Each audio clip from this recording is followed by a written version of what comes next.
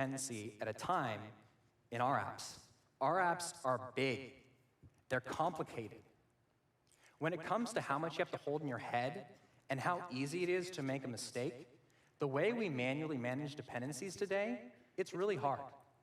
Despite my best efforts, every update to every app I've ever shipped has had UI bugs. Every one of these lines is a dependency. And it's just the start. The thing I find the hardest about managing the complexity of my views is dealing with all the possible orders the different callbacks can get called in. So here's an old version of the room detail view that was implemented in UIKit.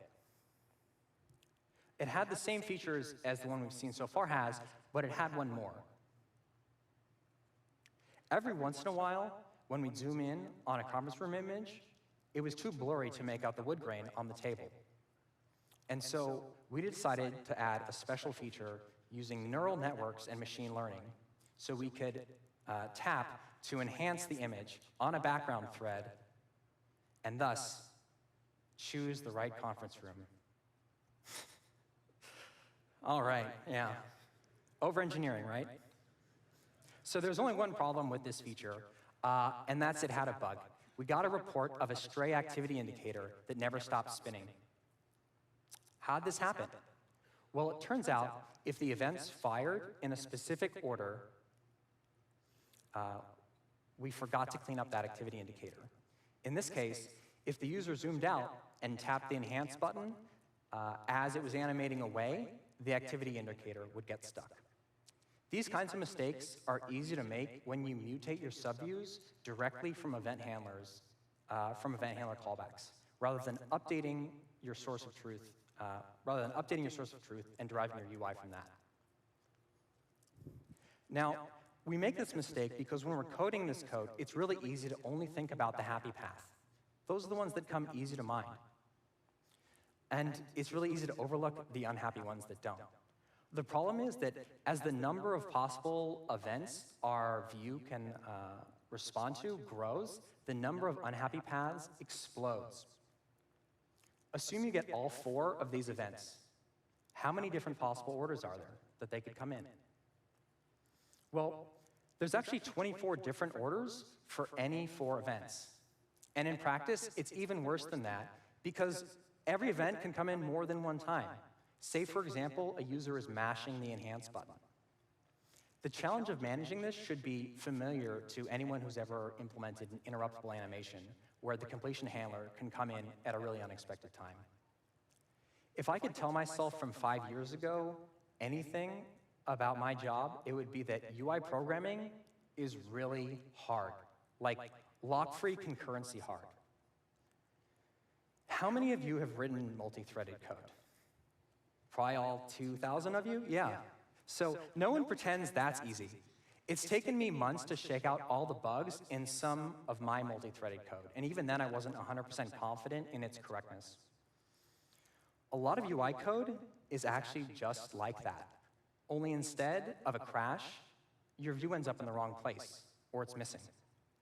This is because race conditions and UI inconsistencies share the same underlying source of complexity. These easy-to-overlook orderings.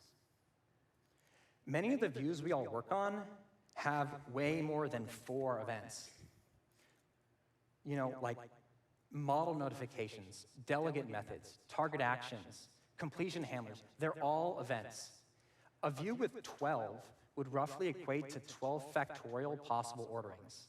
That's almost 500 million. We all work on views with 12 event handlers. So you can only fit so much in your head at a time. Yeah. This dotted line is one of the views in your app. What do people think the difference between those 2 dots is? Anyone? Those are the bugs, yes.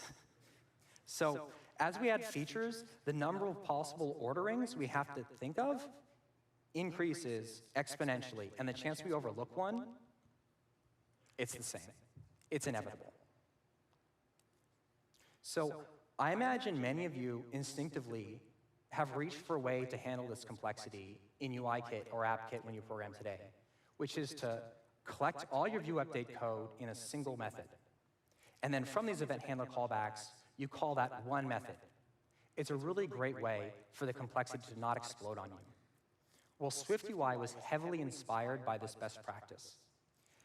When you are trying to implement a view this way in UIKit today, there's all these tricky cases you need to think about, like adding and removing a subview from the view hierarchy, or pushing and popping off the navigation stack, or performing updates to a table view.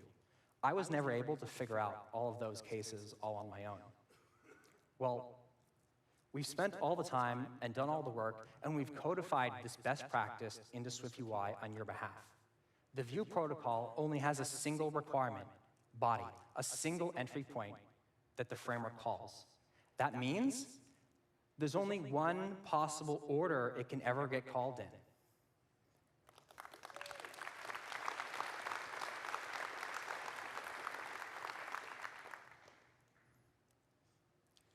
Because of this pattern of simply fetching new views for the parts of the UI that changed, SwiftUI scales with your brain, virtually eliminating UI inconsistencies. All right, let's get back to the demo and finish the room detail view. Jacob?